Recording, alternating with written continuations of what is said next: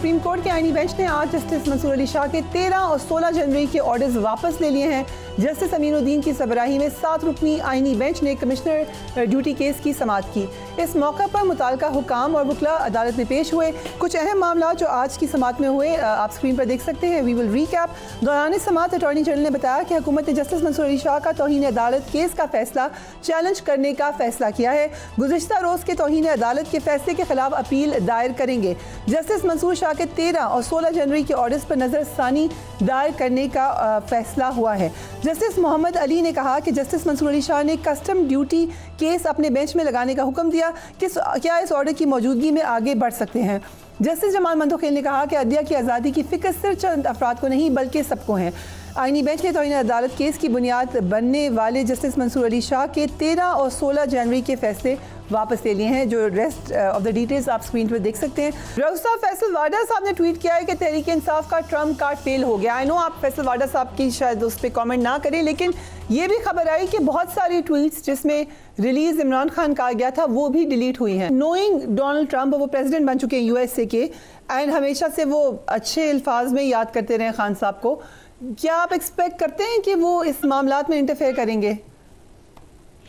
देखिए, ये मैं बार बार बहुत से प्रोग्राम्स में ये अपना पॉइंट ऑफ व्यू जो है वो दे चुका हूँ कि एक सियासी जमात की हैसियत से हम किसी दूसरे मुल्क की अपने मुल्क में किसी मामलात में इंटरफेरेंस जो है उसके खिलाफ हैं। वो हम नहीं कभी सीख की, हमने ना हम करेंगे।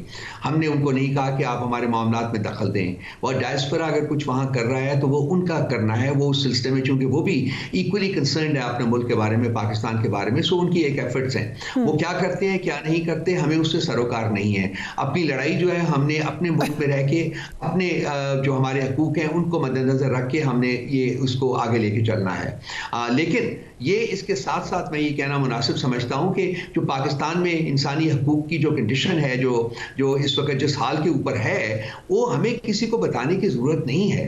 वो आप किसी भी दुनिया जो जहाँ जमहूरियतें हैं, वेस्ट में अमेरिका हो, EU हो, UK हो या बाकी ममालिक हों, आप उनकी पार्लियामेंट्स की रुदात पढ़ लीजिए, आप उनके की रुदात पढ़ लीजिए, आप यूनाइटेड नेशंस की जो ह्यूमन राइट्स कमेटी है उसकी रुदात पढ़ लीजिए, आप US की जो ह्यूमन राइट्स कमेटी है उसकी रिपोर्ट पढ़ लीजिए, आप इंटरनल जो हमारा अभी HRCP की रिपोर्ट आई है उसको पढ़ लीजिए। और हमें किसी को बताने की जरूरत नहीं है फरिया, सबको पता है, सबकी आंखें हैं, कान हैं, देख सकते हैं, बोल सकते हैं। तो ये प्रॉब्लम, इसके बारे में किसी किस्म की कोई एम्बिग्विटी नहीं है कि अनफॉर्चुनेटली बदकिस्मती से हमारे मुल्क में इंसानी हकूक जो है उनकी तस्दील की जा रही है। बट अभी क्योंकि आप लोगों की बातचीत भी खत्म हो गई और भी कोई तरीका नहीं नजर आ रहा कि कोई एंगेजमेंट फिलहाल हो। दूसरी तरफ हम देख रहे हैं कि जुडिशरी जो है वो बड़ी हद तक अब 26वीं आईनी तरमीम के बाद मामला फ़र्क हो चुके हैं। आपने उसके ऊपर यकीनन ऑब्जेक्ट किया, कुछ लॉ मेकर्स ने किया, लेकिन उसका कोई फ़ायदा नहीं हुआ।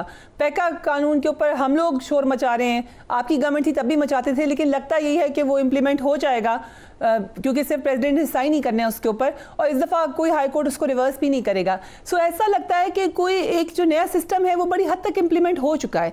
सो क्या PTI को अपनी सियासत उस हवाले से एडजस्ट करनी पड़ेगी? क्या ये नया सिस्टम जो बना है क्या ये आईनी और जमहूरी तकाज़ों के मुताबिक है, या ये एग्जीक्यूटिव को बरतरी दिलाने के लिए है ताकि वो हर मामले को अपने रंग में रंग सकें, अपने मामले को हर अपने पसंद के मुताबिक उसको मोड़ सकें? तो ये ना आईनी है और ना कानूनी है, ना आईनी तकाज़ों के मुताबिक है ये, ना ही कानूनी तकाज़ों के मुताबिक है। आपने जुडिशरी को तबाह व बर्बाद करके रख दिया है। आज सुबह मैंने ट्वीट किया है, टाइम हो तो उसको ज़रा देख लीजिएगा। आपने पैरेलल जुडिशल सिस्टम बना दिया है ताकि एक जुडिशरी जो है वो दूसरा जो सिस्टम है उसके साथ बरसरे पैकार है। इस वक्त लड़ाई है आपस में, और मकसद क्या है? मकसद ये है कि जो एग्जीक्यूटिव है वो उसकी मफकूत हो जाए, जुडिशरी उसकी ताबे हो जाए, और एग्जीक्यूटिव जो चाहे अपनी मनमानी जिस तरीके से चाहे वो करे। तो इस तरीके से रियासतें कम से कम आईनी कानूनी रियासतें नहीं चलती, जमहूरी रियासतें नहीं चलती। तो ये जो कुछ कर रहे हैं, अगर ये फील करते हैं कि उसको जमहूरी सोच रखने वाले लोग जो हैं, आईनी सोच रखने वाले लोग जो हैं वो एक्सेप्ट कर लेंगे, तो वो नहीं होगा। इसके खिलाफ जद्दोजहद जारी रहेगी, और मैं आपको यकीन दिलाता हूं कि at the end of the day I see there is light, और ये रोशनी होगी इस मुल्क में। अभी जो नेक्स्ट स्टेप है कि आप 8 फरवरी को एहतजाज करेंगे, आपके ख्याल से इस दफा भी रोका जाएगा, मुश्किल होगी?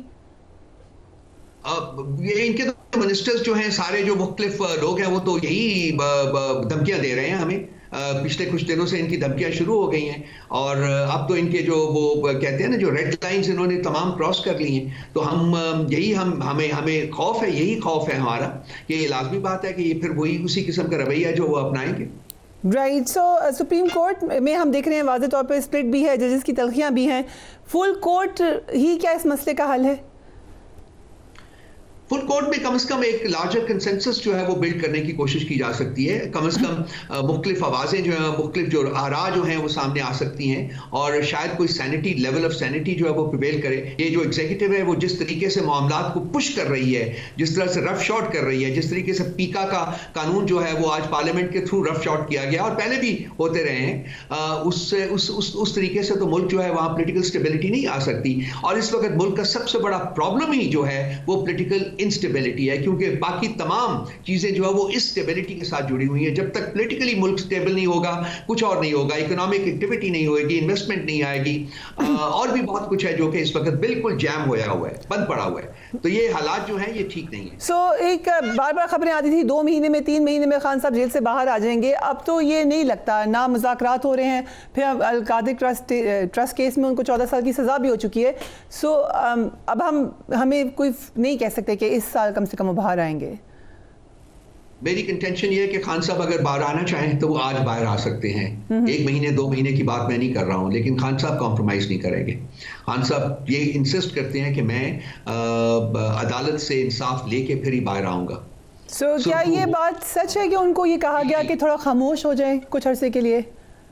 जी मैं बिल्कुल मैं इससे आगाह नहीं हूँ जी। रऊफ़ फैसल वाडा साहब ने ट्वीट किया है कि तहरीक इंसाफ का ट्रम्प कार्ड फेल हो गया। आई नो आप फैसल वाडा साहब की शायद उस पर कमेंट ना करें, लेकिन ये भी खबर आई कि बहुत सारी ट्वीट्स जिसमें रिलीज इमरान खान कहा गया था वो भी डिलीट हुई हैं। नोइंग डोनाल्ड ट्रम्प, वो प्रेसिडेंट बन चुके हैं यूएसए के, एंड हमेशा से वो अच्छे अल्फाज में याद करते रहे खान साहब को, क्या आप एक्सपेक्ट करते हैं कि वो इस मामलात में इंटरफेयर करेंगे?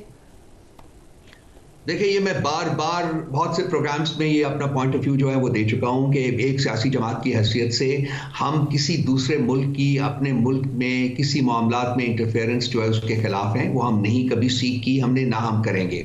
हमने उनको नहीं कहा कि आप हमारे मामलात में दखल दें। और डायस्पोरा अगर कुछ वहाँ कर रहा है तो वो उनका करना है, वो उस सिलसिले में, चूँकि वो भी इक्वली कंसर्न्ड है अपने मुल्क के बारे में, पाकिस्तान के बारे में। सो उनकी एक एफर्ट्स हैं, वो क्या करते हैं क्या नहीं करते हमें उससे सरोकार नहीं है। अपनी लड़ाई जो है हमने अपने मुल्क में रह के अपने जो हमारे हकूक हैं उनको मद्देनजर रख के हमने ये उसको आगे लेके चलना है। लेकिन ये इसके साथ साथ मैं ये कहना मुनासिब समझता हूँ कि जो पाकिस्तान में इंसानी हकूक की जो कंडीशन है, जो इस वक्त जिस हाल के ऊपर है, वो हमें किसी को बताने की ज़रूरत नहीं है। वो आप किसी भी मुल्क दुनिया जो जहाँ जमहूरियतें हैं, वेस्ट में अमेरिका हो, EU हो, UK हो या बाकी ममालिक हों, आप उनकी पार्लियामेंट्स की रुदात पढ़ लीजिए, आप उनके की रुदात पढ़ लीजिए, आप यूनाइटेड नेशंस की जो ह्यूमन राइट्स कमेटी है उसकी रुदात पढ़ लीजिए, आप US की जो ह्यूमन राइट्स कमेटी है उसकी रिपोर्ट पढ़ लीजिए, आप इंटरनल जो हमारा अभी HRCP की रिपोर्ट आई है उसको पढ़ लीजिए। तो हमें किसी को बताने की जरूरत नहीं है फरिया, सबको पता है, सबकी आंखें हैं, कान हैं, देख सकते हैं, बोल सकते हैं।